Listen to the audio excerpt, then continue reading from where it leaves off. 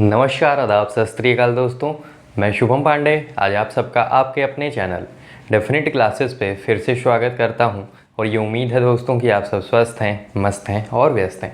हम लोगों का जो सफ़र है दोस्तों वह पहुंच चुका है मॉडर्न इंडियन हिस्ट्री पे, यानी आधुनिक भारतीय इतिहास पे। और इस समय हम लोग देख रहे हैं दोस्तों एक बहुत ही इंपॉर्टेंट टॉपिक जिसे हम जानते हैं रिवोल्ट ऑफ 1857 के नाम से, यानी 1857 का विद्रोह। हम लोगों ने जो आखिरी बात की है दोस्तों उसमें हम लोगों ने देखा कि 1857 का विद्रोह से कौन कौन से इंपॉर्टेंट सवाल बनते हैं, और साथ में मैंने बताया था कि सबसे पहला वाक़या यानी जो सबसे पहला इंसिडेंट 1857 का साबित हुआ था वह हुआ था 29 मार्च 1857 को। मंगल पांडे द्वारा क्या किया गया था, मंगल पांडे जी ने लेफ्टिनेंट बाग को गोली मार दी थी। गोली मारने के ही कारण 8 अप्रैल 1857 को उनको फांसी दी गई। और इस समय देश के माहौल ऐसे हो चुके थे दोस्तों, इस समय देश का माहौल ऐसा बना जा रहा था कि लोगों के अंदर कहीं ना कहीं गुस्सा बढ़ रहा था अंग्रेज़ों के खिलाफ, और कहीं ना कहीं ये दृष्टिकोण था कि अब किसी भी हालत में इस अत्याचार से हमें मुक्ति पानी है और क्या करना है, अपने देश को आज़ाद कराना है। इसी में दो शख्सियत उभर के सामने आए दोस्तों, अजीमुल्ला खान और रमोजी बापू। इन्होंने डिसाइड किया कि 31 मई 1857 को पूर्ण रूप से, पूरे व्यापक रूप से भारतवर्ष में क्या किया जाएगा, विद्रोह किया जाएगा। लेकिन कुछ ऐसे हालात बन गए जिसके वजह से 10 मई 1857 को ही विद्रोह हो गया था, जिस कारण से इसका फेल्योर भी साबित हुआ। यानी ये 1857 का जो विद्रोह हुआ है वह दोस्तों विफल साबित हो गया था। बस उन्हीं को कड़ियों को आज जोड़ना है दोस्तों, और इन्हीं कड़ियों को जोड़ते हुए आज हमें समझना है कि कौन कौन से ऐसे रीजन बने, कौन कौन से ऐसे कारण बने कि 1857 का विद्रोह हुआ। जैसा आप देख रहे हैं दोस्तों कि रीजन ऑफ रिवोल्ट ऑफ 1857 के सामने मैंने 4 कारणों का नाम लिखा है। इंग्लिश में भी लिखा गया है, हिंदी में भी लिखा गया है दोस्तों। तो पॉलिटिकल रीजन को ही हिंदी में कहते हैं राजनीतिक कारण। हम लोग इसी से आज शुरुआत करेंगे। अगर आपने दोस्तों इससे पहले वाला वीडियो नहीं देखा है तो आपको टेंशन लेने की कोई बात नहीं है, आप वीडियो सेक्शन में जाके उसे देख लें। नहीं तो क्या किया गया है, एक प्लेलिस्ट बना दी गई है जिस प्लेलिस्ट के अंदर मॉडर्न इंडियन हिस्ट्री से जितने भी इम्पोर्टेंट वीडियो आपको दिए गए हैं सब के सब एक ही जगह पे आपको मिल जाएंगे, और उसकी लिंक जो है डिस्क्रिप्शन बॉक्स में भी है, नहीं तो आप प्लेलिस्ट ऑप्शन में जाके वहाँ से भी देख सकते हैं। प्लेलिस्ट का नाम है दोस्तों मॉडर्न इंडियन हिस्ट्री। इसी तरीके से मिडाइवल इंडियन हिस्ट्री के ऊपर भी एक प्लेलिस्ट बना दी गई है जिसके अंदर 42 वीडियो लेक्चर आपको मिलेंगे, यानी मध्यकालीन भारतीय इतिहास का सिलेबस हम लोगों ने पूरा किया, और उसी क्रम में मैंने एक प्लेलिस्ट बना दी है जिस प्लेलिस्ट में 42 वीडियो लेक्चर हैं, तो उसे भी आप जाके देख लेंगे। अब हम लोग आगे की बात पे कंटिन्यू करेंगे और समझेंगे पॉलिटिकल रीजन कौन कौन से बने थे, यानी राजनीतिक कारण क्या थे जिसकी वजह से विद्रोह हुआ 1857 का। तो जैसे ही राजनीतिक कारण की बात आती है दोस्तों तो सबसे पहला यही सवाल है कि governor general of India, governor general of India, और कब की बात है, गवर्नर जनरल ऑफ इंडिया अगर बोला जा रहा है तो ये कब की बात हो रही है, 1848 से 1856 तक की। यानी 1848 से 1856 के बीच में गवर्नर जनरल ऑफ इंडिया कौन था, तो आप बोलेंगे था लॉर्ड डलहौजी। इंपॉर्टेंट है दोस्तों, यहाँ से बहुत ही ज़्यादा सवाल आपको देखने को मिलते हैं। अब ये जो लॉर्ड डलहौजी था दोस्तों, ये गवर्नर जनरल ऑफ इंडिया बना के भेजा गया 1848 में। जैसे ही ये आता है इंडिया में, यानी भारत जैसे ही आया 1848 में ही इसने क्या किया दोस्तों, आक्रमण किया, अटैक किया। कहाँ पे, पंजाब के ऊपर। और उस समय पंजाब में जो शासन किया कर रहा था, जो राजा हुआ करता था, उस व्यक्ति का नाम था दोस्तों दलीप सिंह। ध्यान देते रहेंगे दोस्तों कैसे राजनीतिक कारण बने, क्या ऐसा कारण बन रहा है राजनीति होते हुए, राजनीति हो रही है अंग्रेजों के द्वारा, और किस तरीके से राजनीति को और जितने भी देसी रियासतें थीं किस तरीके से उनके ऊपर इफेक्ट आने लगा था, जिसके अंदर से, जिसके वजह से आग बबूला हो रहे थे जो भारतवर्ष के लोग थे। यानी जब लॉर्ड डलहौजी 1848 में गवर्नर जनरल ऑफ इंडिया बन के आया तो इसने पंजाब पे आक्रमण किया, और उस समय राजा हुआ करते थे दलीप सिंह। दलीप सिंह को दोस्तों पेंशनर बना दिया गया, और पेंशनर बना के इन्हें भेज दिया गया लंदन। कहाँ भेज दिया गया, लंदन भेज दिया गया। इतनी बात को आप गौर करेंगे, यानी जो पंजाब है वह किसके अधिकार क्षेत्र में आ चुका, वह आ चुका था ईस्ट इंडिया कंपनी के अधिकार क्षेत्र में, यानी इस पे ब्रिटिशर्स का राज्य हो गया था, ये स्वतंत्र राज्य नहीं रहा। दलीप सिंह जैसे ही पेंशनर बना के भेजे गए लंदन, पंजाब जो है वह लॉर्ड डलहौजी अपने अंडर कंट्रोल लिया और क्या किया, ईस्ट इंडिया कंपनी के अधीन कर दिया पंजाब को। अब यहाँ पे एक सवाल आता है, दलीप सिंह की बात आई है तो एक सवाल आता है दोस्तों। इस सवाल का रिवोल्ट ऑफ 1857 से कुछ लेना देना नहीं है, बस आपको यहाँ पे गौर करना, दलीप सिंह की बात है तो मैं आपको बता देता हूँ। सवाल क्या है, दलीप सिंह जो हुआ करते थे, इनके पास था दोस्तों कोहिनूर हीरा। क्या हुआ करता था? कोहिनूर हीरा, यानी कोहिनूर डायमंड इन्हीं के पास हुआ करता था। और जैसे ही ये 1848 में ये भेजे गए थे लंदन, 1849 में इनकी मुलाकात होती है क्वीन विक्टोरिया से। किससे मुलाकात होगी दोस्तों? क्वीन विक्टोरिया से। और क्वीन विक्टोरिया ही हुआ करती थी ब्रिटिश क्राउन। इसी बात की चर्चा हम लोगों ने इससे पहले वाले वीडियो में की है, यानी लेक्चर 1 में की है, रिवोल्ट ऑफ 1857 की। तो ये जो कोहिनूर हीरा दलीप सिंह के पास हुआ करता था, जब ये क्वीन विक्टोरिया से मिले तो इन्हें क्या कर दिया? कोहिनूर हीरा दे दिया।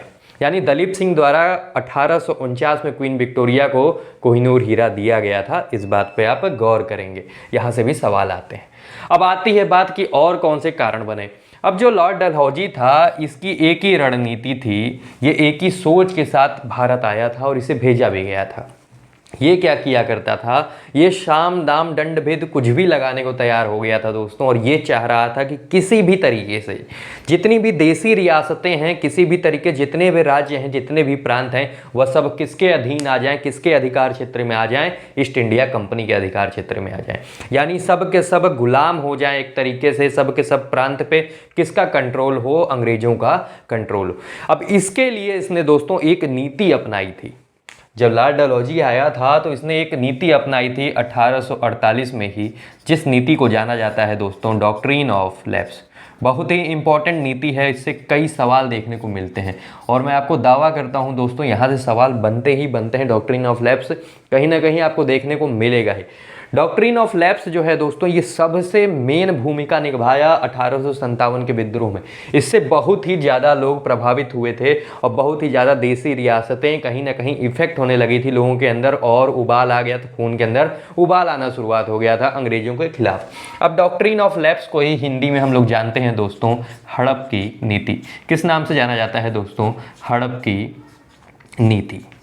अब हड़प की नीति की बात हो रही है तो हड़प की नीति को ही जाना जाता है व्यापगत का सिद्धांत। हड़प की नीति को ही एक और नाम से जानते हैं व्यापगत का सिद्धांत। आप गौर फरमाएंगे यहाँ पे दोस्तों, गौर देना है, आप कंफ्यूज नहीं होना। व्यापगत की नीति और हड़प की नीति, यानी व्यापगत का सिद्धांत और हड़प की नीति दोनों एक ही चीज़ है। इसी को इंग्लिश में कहते हैं डॉक्ट्रिन ऑफ लैप्स। और ये किसके द्वारा अप्लाई किया गया था? ये हुआ था लॉर्ड डलहौजी के द्वारा 1848 में, और ये हुआ करता था दोस्तों गवर्नर जनरल ऑफ इंडिया। अब होता क्या है ये, इस बात पे हम लोग चर्चा करेंगे। डॉक्ट्रिन ऑफ लैप्स जब ये आया दोस्तों गवर्नर जनरल ऑफ इंडिया बन के, तो इसके दिमाग में कहीं ना कहीं, मैंने आपको पहले ही बताया कि एक ही सिद्धांत हुआ करता था, एक ही मेन एम हुआ करता था, ऑब्जेक्टिव एक ही था इसका, किसी भी तरीके से ज़्यादा कंट्रोल करना है भारत के ऊपर। बस इसी के चलते हुए इसने देखा कि कुछ राज्य ऐसे हैं जिनमें जो राजा हैं उनकी कोई संतान ही नहीं है। यानी कुछ ऐसे राज्य हैं कि राजा के बाद उनकी संतान नहीं है, तो वह जो राजा हुआ करते थे वह क्या किया करते थे? वह गोद लिया करते थे। और गोद लेने के बाद क्या किया करते थे? जो गोद लिया हुआ बेटा हुआ करता था, यानी दत्तक पुत्र जो हुआ करता था, उसे वह राजा बना दिया करते थे। बस इस बात पे इसने गौर किया और इसने देखा कि भारत में 3 कैटेगरी के राज्य हैं, यानी 3 श्रेणी के राज्य हैं, और जिसे इसने नाम दिया पहली श्रेणी यानी फर्स्ट कैटेगरी, सेकंड कैटेगरी और थर्ड कैटेगरी। ध्यान देंगे, अब कैटेगरी है तो यानी किसी भी तरीके से इसने राज्य को 3 भागों में बांट रखा था अपने दृष्टिकोण के हिसाब से। मैंने बताया कि ये ऐसे राज्यों को चुना डॉक्ट्रिन ऑफ लैप्स की नीति के तहत जिसके जो राजा हुआ करते थे उन्होंने दत्तक पुत्र लिया था, यानी गोद लिया हुआ पुत्र लिया था, और वही गोद लिया हुआ ही पुत्र आगे उनके साम्राज्य को संभालेगा। इस पे इसने गौर किया था और इसने 3 कैटेगरी में राज्यों और प्रांतों को बांटा। और इसने देखा कि कुछ राज्य ऐसे हैं जिसने न कभी मुगलों के अधीन न पेशवा के अधीन होकर कभी भी राज्य नहीं किया, ये हमेशा से स्वतंत्र रहे हैं। इसने इन्हें दोस्तों फर्स्ट कैटेगरी में रखा और कहा कि इन्हें जब मन आए दत्तक पुत्र ये ले सकते हैं, यानी दत्तक पुत्र बना सकते हैं, गोद लिया हुआ पुत्र को राजा बना सकते हैं, इन्हें कोई भी रोक टोक नहीं है। यानी ऐसे राज्य जो फर्स्ट कैटेगरी में रखे गए थे, ऐसे राज्य हुआ करते थे जो कभी भी पेशवा या मुगलों के शरण में नहीं गए थे, वो हमेशा स्वतंत्र ही राज किए थे। ये पहली कैटेगरी थी। तो इसने क्या किया? ऐसे राज्यों को छोड़ दिया। इसने कहा ऐसे राज्यों को छेड़ना हमारे लिए गलत नीति साबित हो सकती है, हमें नुकसान पहुंच सकता है। क्योंकि जब मुगल और पेशवा के अधीन होकर नहीं राज्य संभाले थे, इतने दबाव होने के बाद, इस तरह की स्थिति होने के बाद कंट्रोल में नहीं आ पाए थे मुगलों और पेशवा के, तो हमारे भी कंट्रोल में नहीं आएंगे। इसने देखिए कितनी लंबी दृष्टिकोण लगाई थी। दूसरी कैटेगरी में इसने देखा दोस्तों कि कुछ ऐसे राज्य भी हुआ करते थे जो कभी ना कभी पेशवा या तो मुगलों के अधीन रहकर राज्य चलाएं, भले बाद में वह स्वतंत्र हो चुके हैं।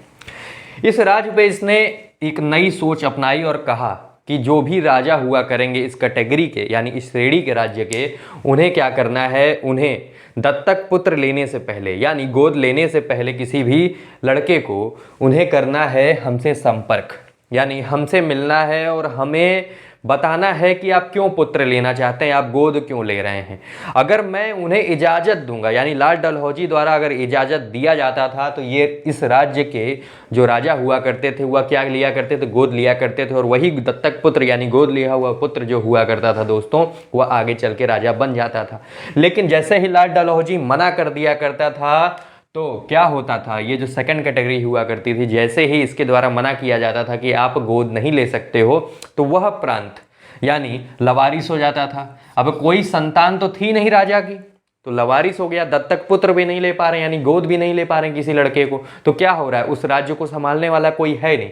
अब उस राज्य को कौन संभालेगा, हड़प की नीति के तहत उस राज्य को संभालता था दोस्तों ईस्ट इंडिया कंपनी। इसी को कहा गया हड़प की नीति। और तीसरी कैटेगरी में उन राज्यों को इसने रखा था, ये इसके लिए चांदी साबित हुई थी दोस्तों। यानी इसने ऐसे राज्यों को रखा, ऐसे राज्य भी हुआ करते थे जो कभी ना कभी ईस्ट इंडिया कंपनी से कुछ ना कुछ मदद लिए थे। ठीक, तो इसने कहा कि ये जो तीसरे कैटेगरी के राज्य हैं, इनके जो राजा हुआ करेंगे, अगर उनके कोई पुत्र नहीं है तो उन्हें तो कोई अधिकार ही नहीं है गोद लेने का।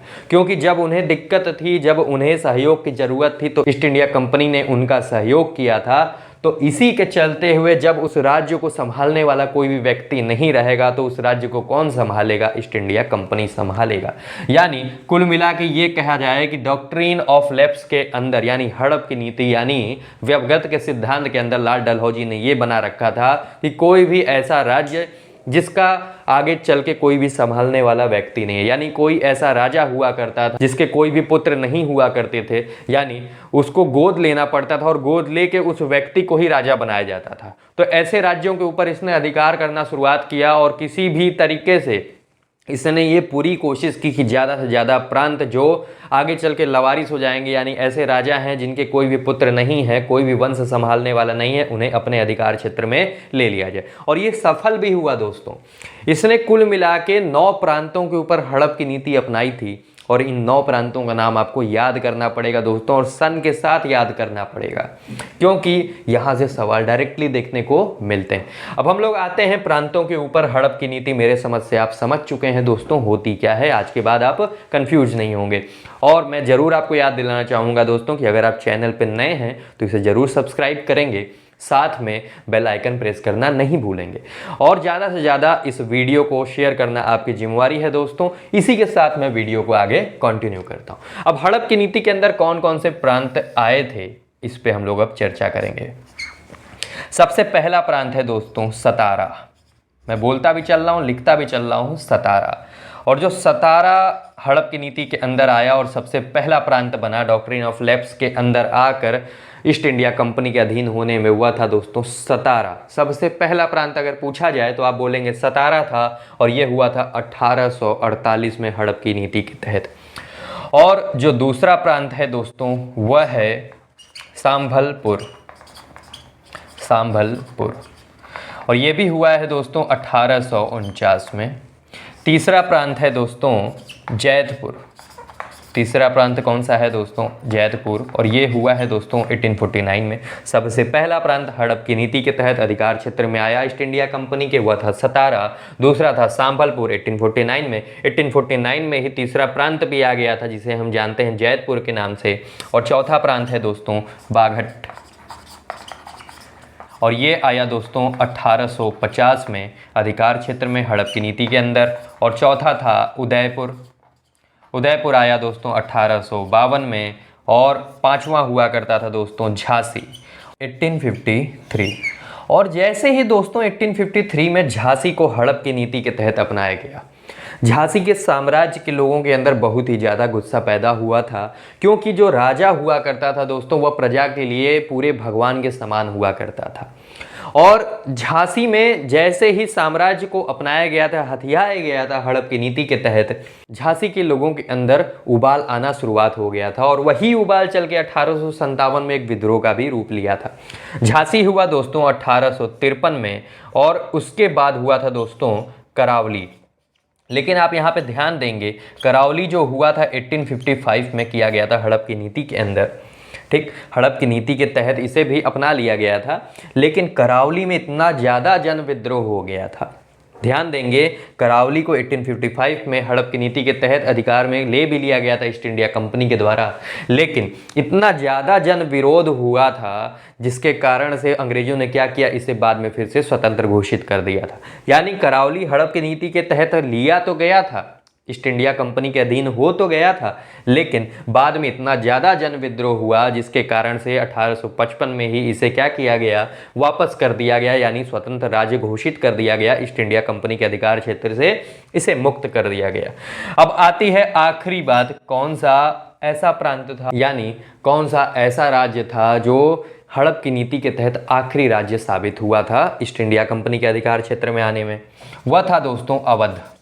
कौन सा हुआ करता था, अवध। और इसका जो समय काल है, यानी 1856 में अवध को क्या किया गया था दोस्तों, हड़प की नीति के तहत अधिकार क्षेत्र में लिया गया था। अब जैसे ही अवध की बात आती है, ध्यान देंगे अवध से और भी इम्पोर्टेंट सवाल बनते हैं। अब अवध में हुआ क्या, हड़प की नीति इसने सफल तरीके से नहीं लगाई थी लाल डलहौजी ने। यानी अवध में उस समय नवाब हुआ करते थे। नवाब का नाम आपको याद रखना पड़ेगा दोस्तों, नवाब का नाम हुआ करता था नवाब वाजिद अली शाह। नवाब का नाम क्या था दोस्तों, नवाब वाजिद अली शाह। लाल डलहौजी द्वारा नवाब वाजिद अली शाह की मृत्यु कराई गई। ठीक, यानी ये मौत के घाट उतर चुके थे नवाब वाजिद अली शाह। 1856 में इनकी मृत्यु हुई थी।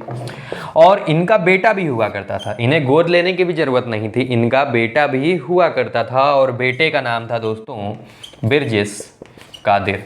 क्या नाम था, बिरजिस कादिर। यानी अभी तक आपने देखा कि जितने प्रांत थे इनके कोई भी आगे चल के वंश को चलाने वाला व्यक्ति नहीं हुआ करता था, लेकिन अवध में जो नवाब हुआ करते थे, नवाब वाजिद अली शाह, उनका एक बेटा हुआ करता था जिसका नाम था बिरजिस कादिर। तब भी किसी भी तरीके से नवाब वाजिद अली शाह को मारा गया 1856 में, और बिरजिस कादिर को क्या किया गया, अयोग्य घोषित कर दिया गया ईस्ट इंडिया कंपनी के द्वारा। कहा गया इससे नहीं संभलने वाला है, इसी वजह से ईस्ट इंडिया कंपनी अवध का भी अधिकार क्षेत्र लेती है।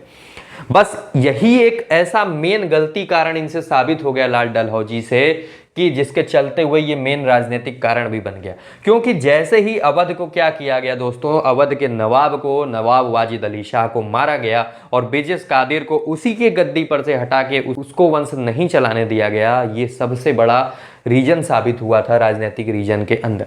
अब 1856 में बिरजिस कादिर को ही नवाब वाजिद अली शाह की बेगम के द्वारा, बीबी के द्वारा क्या किया गया, बिरजिस कादिर यानी अपने ही बेटे को नवाब घोषित कर दिया गया।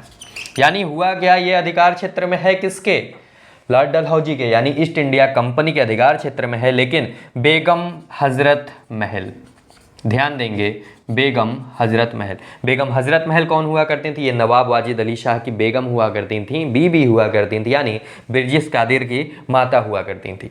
तो जैसे ही नवाब वाजिद अली शाह मरेगा दोस्तों, बेगम हजरत महल ने क्या किया, अपने बेटे को कहा कि तुम बनोगे अगले नवाब, और घोषित किया अवध के अंदर इसे अगला नवाब। यानी बगावत का दौर शुरुआत हो चुका था। और बाद में चल के दोस्तों लखनऊ से बेगम हजरत महल ने 1857 के विद्रोह में नेतृत्व भी किया था, ये मेन लीडर भी रही थी। इतनी बात को आप गौर करेंगे दोस्तों। यानी कुल मिला के बिरजिस कादिर के ऊपर भी हम लोगों ने सवाल को समझा। अब इतनी बातें हो रही हैं, यानी हम लोग समझ चुके हैं लाल डलहौजी के ही द्वारा डॉक्ट्रिन ऑफ लैप्स अपनाया गया। साथ में क्या हुआ, इसने कुल मिला के इस तरह के प्रांतों को, इस तरीके से इतने प्रांतों को क्या लिया, अधिकार में लिया ईस्ट इंडिया कंपनी के। और सबसे पहला प्रांत बना दोस्तों सतारा, और सबसे आखिरी प्रांत बना था दोस्तों अवध। इतनी बातों को आप गौर करेंगे, यहाँ से सवाल आपको देखने को मिलते हैं। बेगम हजरत महल चल के 1857 के विद्रोह में मेन लीडर भी साबित हुई थी। तो इतनी बातों को आपको गौर करना है। अब हम लोग पहुंचते हैं दोस्तों दूसरे रीजन के ऊपर, सोशल रीजन के ऊपर। यानी राजनीतिक कारण खत्म हुआ, राजनीतिक कारण से इतने ही सवाल बनते हैं और यही राजनीतिक कारण बने भी थे। यहाँ पे आपको गौर करना है, चीज़ों को याद कर लेना है दोस्तों। अगर आपको दोस्तों अभी तक वीडियो पसंद आ रहा है तो इसे ज़रूर लाइक करेंगे और साथ में ज़्यादा से ज़्यादा शेयर भी करेंगे। और पढ़ने का तरीका यही है दोस्तों कि एक बार आप वीडियो को देखें, दूसरी बार आप क्या करें, नोट डाउन कर लें उसको, यानी कॉपी कलम उठाएं और नोट्स बना लें। क्योंकि बिना समझे हुए जब तक आप बेस बना के नहीं पढ़ेंगे दोस्तों, कैसे हुई थी चीज़ें, क्या वजह थी, अगर आप नहीं समझेंगे ढंग से तो फिर रट्टा आप कितना भी मार लें, जब मेन मौका आएगा यानी जब आपके सामने सवाल आएगा और जब 4 ऑप्शन दिए रहेंगे तो आप वहाँ पे कंफ्यूज होंगे ही। मैं दावा देता हूँ दोस्तों इस बात का। यानी अगर आपका बेस नहीं क्लियर है, यानी आपका कॉन्सेप्ट अगर नहीं क्लियर है, हिस्ट्री नहीं किसी भी सब्जेक्ट की मैं बात कर रहा हूँ, जितने भी लोग यहाँ पे कॉम्पिटिटिव जॉब की तैयारी कर रहे हैं, किसी भी कंपटीशन की तैयारी कर रहे हैं, अगर आपको सफलता पानी है दोस्तों तो उसका एक ही मूल मंत्र है कि आपको पूरा कॉन्सेप्ट क्लियर होना चाहिए। क्योंकि अब पुराना तरीका गया कि ताजमहल कहाँ है तो सबको पता है कि आगरा में है। अब सवालों का लेवल भी बदल दिया गया है, सवाल भी अब दूसरे तरीके से पूछे जाते हैं और आपके एक ही सवाल में कई कॉन्सेप्ट को चेक कर लिया जाता है। यानी आपके पूरे नॉलेज को एक ही सवाल में, कई चीज़ों एक ही सवाल में चेक कर लिया जाता है। तो आपको इसके लिए क्या करना है, पूरे कॉन्सेप्ट को क्लियर करते हुए चलना है और उसी के तहत हम लोग काम भी कर रहे हैं। अब मेरे समझ से आप नोट डाउन भी कर चुके होंगे और चीज़ों को आप यहाँ पे नोट भी कर लिए होंगे। स्क्रीनशॉट ले लीजिए दोस्तों, मैं 1 मिनट के लिए हट जाता हूँ। अब हम लोग आगे की बात को कंटिन्यू करते हैं दोस्तों। मेरे समझ से आप नोट डाउन भी कर लिए होंगे, स्क्रीनशॉट ले लिए होंगे। अब हम लोग आते हैं कि कौन सा ऐसा सामाजिक कारण बना। अभी तक देखिए क्या हो रहा था कि राजनीतिक कारण थे, यानी किसी भी तरीके से राज्यों को हथियाने की कोशिश हो रही थी। अब लॉर्ड डलहौजी ने क्या किया, इसकी जो सबसे बड़ी गलती साबित हुई 1857 के विद्रोह का मेन सबसे बड़ा रीजन बना, वह था दोस्तों सामाजिक कारण। अब इसने क्या किया, भारत में समाज के ऊपर भी कहीं ना कहीं क्या करने लगा, उसको सुधार की ओर ये बढ़ने लगा। सुधार की ओर से मतलब ये है दोस्तों कि इसने कुछ जो फैसले लिए थे सामाजिक कारण में वह हित में ही हुआ करते थे, लेकिन लोगों को नागवारा गुजर रहा था। इसने देखा कि भारत के अंदर एक नीति चली आ रही है, एक नियम चला आ रहा है कि कोई भी औरत यानी कोई भी फीमेल जिनकी शादी हो चुकी है, अगर किसी भी कारण से उनका पति मर जाता है तो आप सब जान रहे हैं कि उसे विधवा कहेंगे, इंग्लिश में कहा जाता है विडो। तो वह जो अपनी ज़िंदगी है वह औरत पूरे उसी तरीके से बिता डालती थी, यानी उसकी दोबारा फिर शादी नहीं होती थी। तो बहुत सारे ऐसे भी कंडीशन हुआ करते थे कि जिसकी वजह से उन्हें बहुत सारी दिक्कतों का सामना करना पड़ता था। तो इसने क्या किया, इसने देखा कि इस नीति को सुधारने की ज़रूरत है। कुछ अच्छे काम भी अंग्रेज करके गए हैं दोस्तों, वो अलग बात है कि उसका इफ़ेक्ट गलत तरीके से पड़ गया था और लोगों का जो मानसिकता था वह कहीं ना कहीं नेगेटिव वे में उसे चीज़ों को लेते थे। कुछ चीज़ें भी अच्छी हुई थी इनके द्वारा। यानी लॉर्ड डलहौजी ने क्या किया, सोशल रीजन के अंदर इसको हम लोग पढ़ रहे हैं दोस्तों, यानी सामाजिक कारण के अंदर पढ़ रहे हैं। हिंदू धर्म में उस समय हुआ क्या करता था, विडो रीमैरिज नहीं हुआ करती थी, यानी विधवा पुनः विवाह नहीं हुआ करता था। जिसके चलते हुए इसने क्या किया, 1855 में एक बिल पेश किया। और कहाँ पेश किया, पार्लियामेंट में। कहाँ के पार्लियामेंट में किया था दोस्तों, ये किया था लंदन के पार्लियामेंट में। यानी जब ये ब्रिटेन गया था तो इसने एक बिल पेश किया था 1855 में। उस बिल का नाम हुआ करता था दोस्तों विडो रीमैरिज बिल, यानी विधवा पुनः विवाह बिल, यानी विडो रीमैरिज बिल।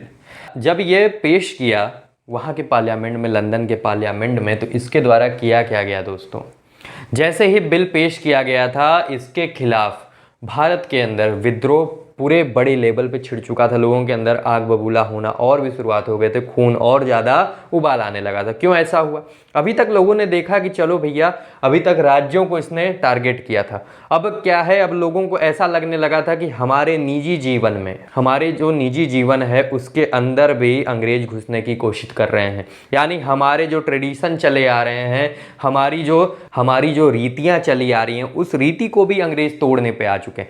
यानी अब लोगों के अंदर और गुस्सा बढ़ना शुरुआत हो चुका था।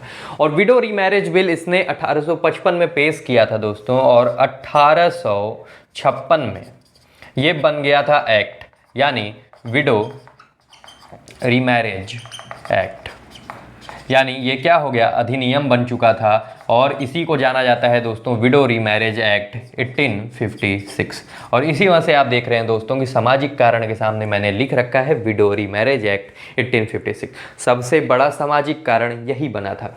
अब जो विडो रीमैरिज एक्ट है, यानी जब ये Lord Dalhousie window remarriage bill पेश किया था तो इसका पूर्ण रूप से क्या हो रहा था, विरोध हो रहा था। लेकिन एक शख्स हुआ करते थे जिनका नाम था ईश्वर चंद्र विद्यासागर। क्या नाम था दोस्तों, ईश्वर चंद्र विद्यासागर। ये इसके पक्ष में हुआ करते थे, यानी ये कह रहे थे कि ये अच्छी चीज़ है, ये एक क्या है, एक सोशल रिफॉर्म है, यानी ये जो सामाजिक कुरीतियाँ चली आ रही हैं उस कुरीति को सुधारने का एक अच्छा स्टेप लिया गया लॉर्ड डलहौजी के द्वारा। इसी वजह से ईश्वर चंद्र विद्यासागर क्या कर रहे थे, इस बात का सपोर्ट कर रहे थे, इस बात को पूरे तरीके से सहमत थे कि ये बिल आना चाहिए, अधिनियम बन जाना चाहिए। और 1856 में अंग्रेजों के द्वारा विडो रीमैरिज एक्ट बना भी दिया गया दोस्तों, अधिनियम पारित भी कर दिया गया था। अब हुआ क्या, विडो रीमैरिज एक्ट बन तो गया, लेकिन इसे लागू कब किया गया, इसे लागू किया गया दोस्तों लॉर्ड कैनिंग के समय काल में। यानी लॉर्ड डलहौजी जैसे ही गवर्नर जनरल ऑफ इंडिया पद से मुक्त होगा तो 1856 में ही फिर कौन बन के आएगा अगला गवर्नर जनरल, वो बन के आएगा दोस्तों लॉर्ड कैनिंग। और जब लॉर्ड कैनिंग आएगा तो उसने क्या किया, विडो रीमैरिज एक्ट को प्रभावित कर दिया, यानी क्या किया, लागू कर दिया भारत के अंदर। और इस बात से बहुत ही ज़्यादा लोग नाखुश हुए और लोगों को यही लगा कि हमारी रीतियाँ, हमारे जो रीति रिवाज चले आ रहे हैं उसके ऊपर भी अब अंग्रेज अधिकार जमाना शुरुआत कर चुके हैं और अंग्रेज अब हमारे निजी जीवन में भी दखल देने लगे हैं। बस ये भी एक मेन कारण साबित हुआ था। और आपको मैंने बता रखा है दोस्तों कि लॉर्ड कैनिंग ही हुआ करता था गवर्नर जनरल ऑफ इंडिया जब 1857 का विद्रोह हुआ था। ये भी इंपॉर्टेंट सवाल है, इस बात की हम लोगों ने पहले ही चर्चा की है। अब लॉर्ड कैनिंग ने क्या किया, विडो रीमैरिज एक्ट जो था वह लागू कर दिया भारत के अंदर।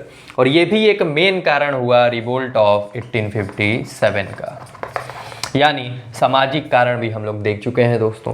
अब बचे हमारे पास दो मुख्यतः कारण, एक बचा धार्मिक कारण, एक बचा तात्कालिक कारण। इन दोनों कारणों को दोस्तों हम लोग देखेंगे और समझेंगे कि इनसे भी क्या ऐसे इंपॉर्टेंट सवाल बनते हैं। जितने भी इंपॉर्टेंट सवाल है दोस्तों मैंने बताते हुए चलना है और मैंने आपको अभी बताया भी है। अभी आपने देखा कि पॉलिटिकल रीजन से जो जो सवाल बनते हैं, मैं आपको एक बार फिर रिवाइज करता हूँ कि डॉक्ट्रिन ऑफ लैप्स आपको यानी हड़प की नीति के बारे में देखना है।